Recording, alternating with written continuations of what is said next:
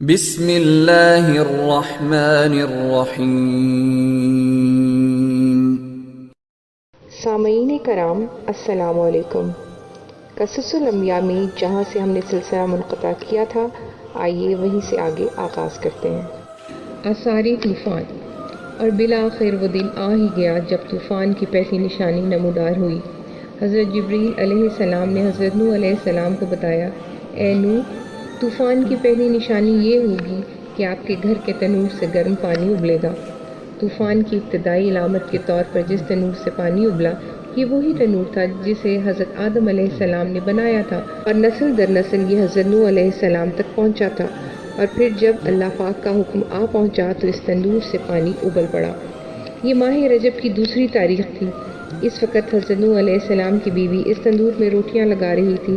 اس میں سے پانی ابلنے لگا تو وہ بھاگی بھاگی حضرت نوح علیہ السلام کے پاس پہنچی اور انہیں سارا ماجرا کہہ سنایا۔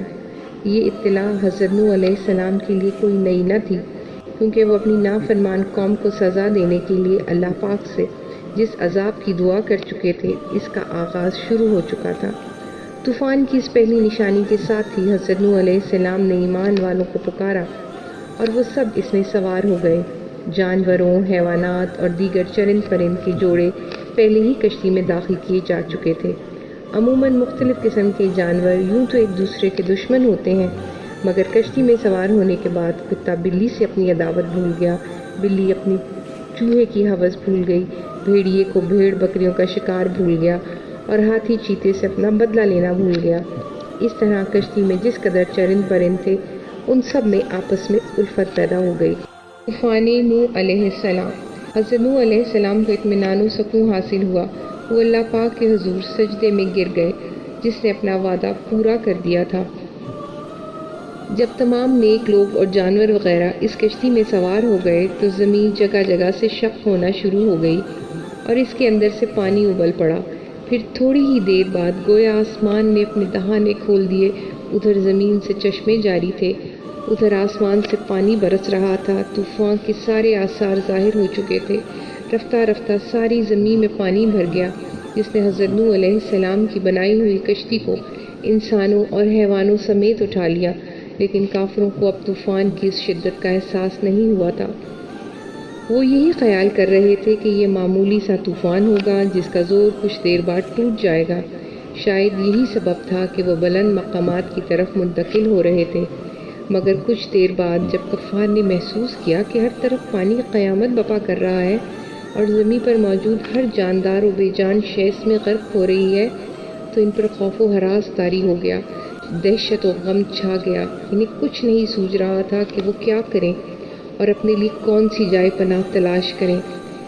آج انہیں اپنا کوئی نجات دہندہ نظر نہیں آ رہا تھا کہ جو انہیں نجات دلائے، اور کوئی مددگار بھی نہیں تھا کہ جو ان کی مدد کرے۔ انہوں نے پہاڑوں کا رخ کیا کہ ان پر چڑھ جائیں کہ شاید اسی طرح موت کے منہ سے بچا جا سکے، لیکن کافروں کے لیے آج کوئی پناہ اور کوئی امان نہیں تھی۔ پانی بلند سے بلند تر ہوتا جا رہا تھا، اور جہاں کہیں بھی جاتے موت ان کا تعاقب کرتی۔ انہی بھاگنے دوڑنے والوں میں حضرت نوح علیہ السلام کی کافرہ بیوی اور کافر بیٹا کنعان بھی شامل تھا۔ آپ علیہ السلام کی کافرہ بیوی بہت ضعیف ہو چکی تھی اور کفر اس کی نس نس میں رچ بس گیا تھا۔ اس کی ساری زندگی اسی حال میں گزر رہی تھی، اور اب قطعی کوئی گنجائش نہ تھی کہ وہ پلٹ کر واپسی کی طرف آتی۔ مگر آپ علیہ السلام کے بیٹے کنعان کی عمر زیادہ نہیں تھی، لیکن وہ بھی جان بچانے کے لیے اپنی کافرہ ماں کے ساتھ ادھر ادھر بھاگ دوڑ رہا تھا۔ حضرت نوح علیہ السلام نے کشتی سے باہر نظر دوڑائی تو دیکھا کہ قوم پانی کا لقمہ اجل بن رہی ہے اور موت انہیں اپنے پنجوں میں دبوچ رہی ہے۔ تب آپ علیہ السلام نے ایمان والوں سے کہا کہ اے اللہ رب العزت کا وعدہ برحق اور ان کا عذاب نہایت سخت ہے۔ سامعین کرام، یہ تھی ہماری آج کی ایپیسوڈ۔ امید ہے کہ آپ کو پسند آئی ہوگی۔ جانے سے پہلے اس ویڈیو کو لائک کیجیے اور شیئر کرنا مت بھولیے۔